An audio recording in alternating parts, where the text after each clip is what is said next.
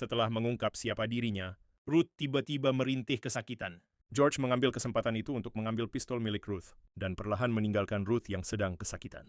George terus berusaha berpikir dan mencoba memahami apa yang terjadi. Terlihat George sedang melakukan transfusi darahnya kepada Ruth. Tak lama Ruth terbangun dan George memberikan cermin kepada Ruth. Dan hasilnya Ruth sudah tidak ketakutan lagi seperti sebelumnya. Dan bertanda bahwa penyembuhan yang dilakukan George berhasil. Tetapi Ruth masih belum percaya. George pun kembali membawa bawang putih kepada Ruth. Ruth pun sembuh total karena tidak alergi dengan bawang putih lagi. Tiba-tiba Ruth beranjak dari sofa untuk pergi memberitahu kelompok yang ingin membunuh George bahwa George bukanlah ancaman, namun George melarangnya.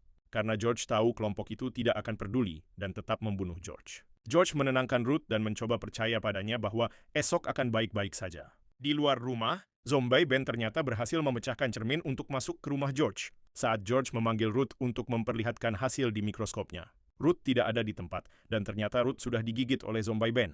Bersamaan datang beberapa mobil ke rumah George. Ruth meminta George untuk menyelamatkan diri dan meninggalkannya. Kelompok itu berhenti di depan rumah George dan langsung membantai para zombie. Sementara itu, George mencoba bersembunyi dari mereka. Namun George terciduk tanpa basa-basi. George langsung lari menuju sebuah gedung.